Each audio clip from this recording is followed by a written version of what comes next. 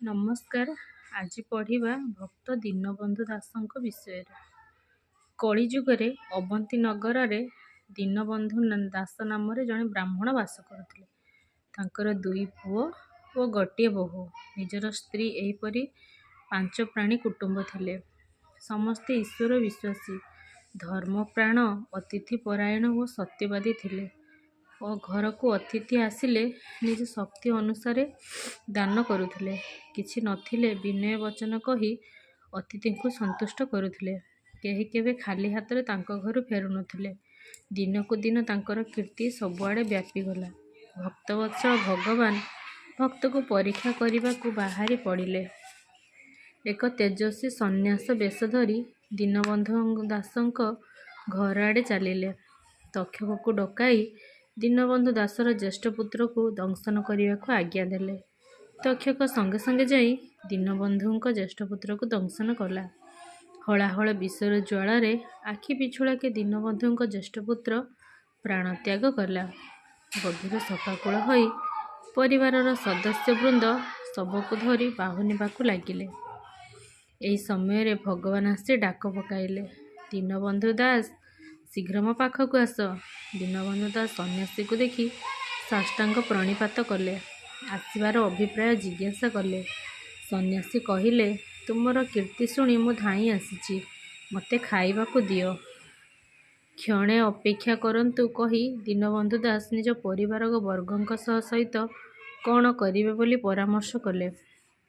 ପରିବାରର ସଦସ୍ୟଗଣ କହିଲେ, ଜନ୍ମ ହେଲେ ମୃତ୍ୟୁ ସୁନିଶ୍ଚିତ। କାନ୍ଦିଲେ ତ ମଲା ଲୋକ ଫେରି ଆସିବ ନାହିଁ। ତେଣୁ ଅତିଥିଙ୍କ ସେବା ହେବା ଉଚିତ। ଏହା ଶୁଣି ପରମ ସନ୍ତୋଷରେ ଦୀନବନ୍ଧୁ ଦାସ ଅତିଥିଙ୍କ ପଦସେବା କଲେ ଓ ଆସନରେ ବସାଇଲେ।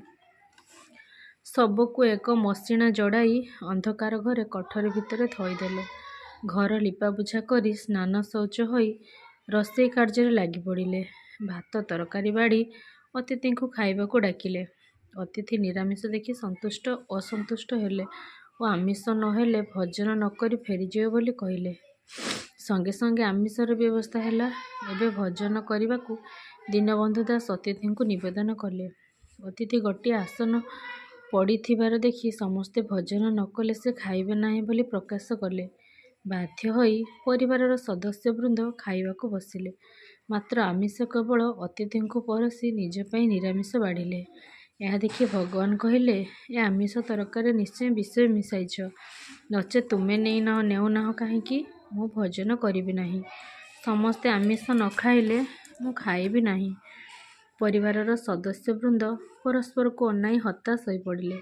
ଘରେ ପୁଅ ମରିପଡ଼ିଛି, ଆମିଷ ଖାଇବେ କିପରି? ଏପଟେ ସମସ୍ତେ ଆମିଷ ନ ଖାଇଲେ ଅତିଥି ବାହୁଡ଼ି ଯିବେ। ପୁଅ ମରିଛି ଜାଣିଲେ ମଧ୍ୟ ଅତିଥି ଖାଇବେ ନାହିଁ। ଯାହା ହେଲେ ପଛେ ଅତିଥିଙ୍କୁ ନିରାଶ କଲେ ମହାପାପ ହେବ। ଅନ୍ୟ ଉପାୟ ହୋଇ ସମସ୍ତେ ଆମିଷ ଭୋଜନ କରିବାକୁ ପ୍ରସ୍ତୁତ ହେଲେ। ଏହି ସମୟରେ ଅତିଥି କହିଲେ, ମୁଁ ଗ୍ରାମରୁ ଶୁଣିବାକୁ ପାଇଲି ତୁମର 2 ଜଣ ପୁଅ। କାହିଁ ଅନ୍ୟ ପୁଅକୁ ତ ଦେଖୁନାହୁଁ, ସେ କୁଆଡ଼େ ଯାଇଛି? ଏହା ଶୁଣି ସମସ୍ତଙ୍କ ମୁହଁ ଶୁଖିଗଲା। ଭୟରେ ସମସ୍ତଙ୍କୁ ଥରିବାକୁ ଲାଗିଲେ। ଅତିଥି କହିଲେ, ଭୟ କାହିଁକି? କ'ଣ ହେଇଛି ସତ କୁହ। ସମସ୍ତେ ଅତିଥିଙ୍କ ପାଦତଳେ ପଡ଼ି ସତ୍ୟ ଘଟଣା ପ୍ରକାଶ କଲେ। ଅତିଥି ଶବ କାହିଁ ବୋଲି ପଚାରନ୍ତେ ସପଗଡ଼ା ହୋଇ ରହିଥିବା ମଲା ପୁତ୍ରକୁ ଦେଖାଇଲେ।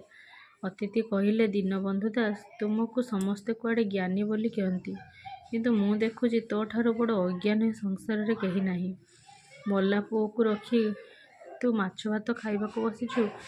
ଦୀନବନ୍ଧୁ ଦାସ କହିଲେ, ହେ ମହାତ୍ମା, ଏ ଦୁନିଆରେ କିଏ କାହାର ପିତା, କିଏ କାହାର ପୁତ୍ର? ଯେପରି ଆମ୍ବ ଗଛର ବଉଳକୁ ଦେଖନ୍ତୁ, କେତେ ଆମ୍ବ କଷିରୁ ଝଡ଼ି ପଡ଼େ ତ କେତେ ପାଚିଲା ପରେ ଝଡ଼େ। ତା ସହିତ ଆମ୍ବ ଗଛ କ'ଣ ଧାଇଁଯାଏ? ସିଏ ତ ସୁଖରେ ଗଲା। ମୋର ଅତିଥି ସେବା ହେଲା, ଏହାଠାରୁ ଭାଗ୍ୟ ଆଉ କ'ଣ ଅଛି? ଏହା ଶୁଣି ଅତିଥି ମୃଦୁ ମୃଦୁ ହସି ଦୀନବନ୍ଧୁ ସ୍ତ୍ରୀକୁ ପଚାରିଲେ, ହେ ଦାସପତ୍ନୀ, ତୁମେ ଏଡ଼ିକି ନିଷ୍ଠୁର। ଘରେ ପୁଅ ମରି ପଡ଼ିଛି ଅଥଚ ତୁମେ ମାଛ ଭାତ ଖାଇ ବସିଛ। ତୁମର ବିବେକ ଏଥିପ୍ରତି ଟିକିଏ ବାଧା ଦେଲା ନାହିଁ? ଏହା ଶୁଣି ଦୀନବନ୍ଧୁ ଦାସଙ୍କ ସ୍ତ୍ରୀ କହିଲେ, ହେ ମହାମୁନି, ଏ ସଂସାରରେ କିଏ କାହାର ପୁତ୍ର ଆଉ କିଏ କାହାର ମାତା? ଦେଖନ୍ତୁ, କୁମ୍ଭାର ତାର ଚକରେ ଅନେକ ଗୁଡ଼ିଏ ଭାଣ୍ଡ ଗଢ଼େ। ସେଥିରେ କେତେକ ଗଢ଼ୁ ଗଢ଼ୁ ଭାଙ୍ଗିଯାଏ ତ କେତେକ ପଡ଼ିବା ଯାଏ ଥାଏ। ଯେଉଁ ଭାଣ୍ଡଗୁଡ଼ିକ ଭାଙ୍ଗିଯାଏ ତା ପାଇଁ କ'ଣ କୁମ୍ଭାର ତା ପଛରେ ଧାଏଁ? ସେହିପରି ମୋର ଗୋଟିଏ ଭାଣ୍ଡ ଭାଙ୍ଗିଗଲା ବୋଲି ମୁଁ କ'ଣ ମୋର ଅତିଥି ସେବା ପଣ୍ଡ ହେବ? ଏ ତ ସବୁ ଗୋବିନ୍ଦଙ୍କୁ ଭିଆଣ। ମୋର ସେଥିରେ ଯାଏ ଆସେ କେତେ? ଏହା ଶୁଣି ଋଷିକେଶ ବହୁତ ଆନନ୍ଦିତ ହେଲେ। ଆର ପୁତ୍ରକୁ ପାଖକୁ ଡକାଇ କହିଲେ, ତୁ କିପରି ଭାଇ? ବଡ଼ ଭାଇ ମରି ପଡ଼ିଛି, ଅଥଚ ତୁ ମାଛ ଭାତ ଖାଇ ବସୁଛୁ। ତୋଠାରୁ ବଳି ମହାପାପୀ ଆଉ ସଂସାରରେ କିଏ ଅଛି? ବିନୀତ ଭାବରେ ସାନ ପୁଅ କହିଲା, ହେ ତପସ୍ୱୀ, ମିଛମାୟା ସଂସାରରେ କିଏ କାହାର ଭାଇ, କିଏ କାହାର ସହୋଦର? ହାଟରେ ଅନେକ ଦୋକାନୀ ଏକା ଭାଇ ପରି ପସର ମେଲି ଯାଆନ୍ତି। ଯାହାର ଜିନିଷ ସରିଯାଏ ସେ ଆଗ ଚାଲିଯାଏ, ଯାହାର ସରି ନଥାଏ ସେ କ'ଣ ସରିବାବାଲା ସହିତ ଗଡ଼ାଇ ଥାଏ? ସେହିପରି ଏ ସଂସାରର ବ୍ୟାପାର। ଭାଇର ସଉଦା ସରିଗଲା, ସେ ଚାଲିଗଲା। ମୋର ଅତିଥି ସତ୍କାର ତ ତା ପାଇଁ କାହିଁକି ବ୍ୟାହତ ହେବ? ଏହା ଶୁଣି ଭଗବାନ ଅତିଶୟ ଆନନ୍ଦିତ ହେଲେ। ତାପରେ ବଡ଼ ପୁଅର ସ୍ତ୍ରୀକୁ ଡାକି କହିଲେ, ହେ କୁଳବଧୂ, ତୁମେ ଏତେ ବଡ଼ ପାପକର୍ମ କରିବାକୁ ସାହସ କଲ କିପରି? ଘରେ ତୁମର ସ୍ୱାମୀ ମରି ପଡ଼ିଛି। ବୈଧବ୍ୟ ଯନ୍ତ୍ରଣାକୁ ଭୁଲି ତୁମେ ଅଶୌଚ ହୋଇ ଆମିଷ ଭାତ ଖାଇବାକୁ ମନ କଲ କିପରି? ଏହାର ତାତ୍ପର୍ଯ୍ୟ ମୋତେ ଟିକିଏ ବୁଝାଇ କହିବ କି? ପୁତ୍ରବଧୂ କହିଲେ, ହେ ପ୍ରଭୁ, ଦୟାକରି ଶୁଣନ୍ତୁ। ଏ ସଂସାରରେ କିଏ କାହାର ସ୍ୱାମୀ, କିଏ କାହାର ସ୍ତ୍ରୀ?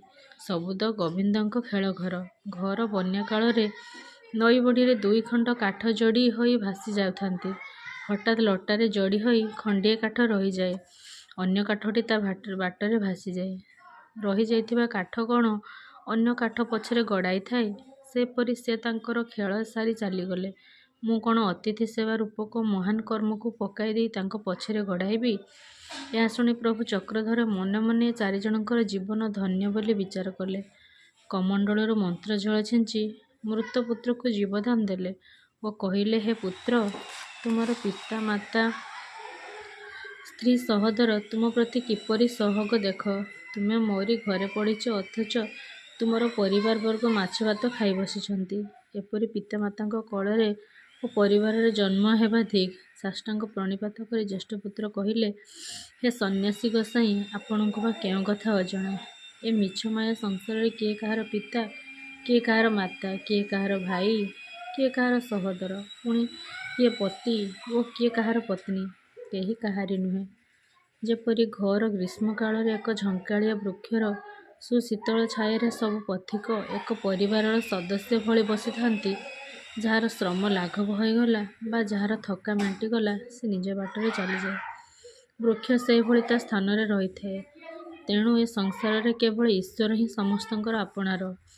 ହରିଭଜନ, ଶ୍ରବଣ, କଥନ, ମନନ ଓ ଅତିଥି ସେବା ସବୁଠାରୁ ଶ୍ରେଷ୍ଠ ଅଟେ। ଆଉ ସବୁ ଅସାର। ଏଥିରେ ମୋ ପିତାମାତା ବା ପରିବାରବର୍ଗଙ୍କର କୌଣସି ଦୋଷ ନାହିଁ।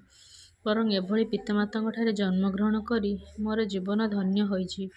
ଭକ୍ତବତ୍ସଳ ଭଗବାନ ଭକ୍ତମାନଙ୍କର ଏଭଳି ଉକ୍ତି ଶୁଣି ଆନନ୍ଦିତ ହେଲେ ଓ ନିଜର ପରିଚୟ ପ୍ରଦାନ କଲେ। ଆନନ୍ଦରେ କାଳାତିପାତ କର ଓ ମୃତ୍ୟୁ ପରେ ବୈକୁଣ୍ଠରେ ସ୍ଥାନ ପାଅ ବୋଲି ଆଶୀର୍ବାଦ କଲେ।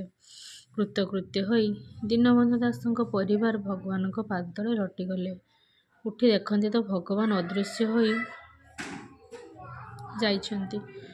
ପୁଣି ଥରେ ଦର୍ଶନର ସୁଯୋଗ ନ ପାଇ କାନ୍ଦି ଉଠିଲେ ଦୀନବନ୍ଧୁ ଦାସ ଓ ତାଙ୍କର ପରିବାରବର୍ଗ।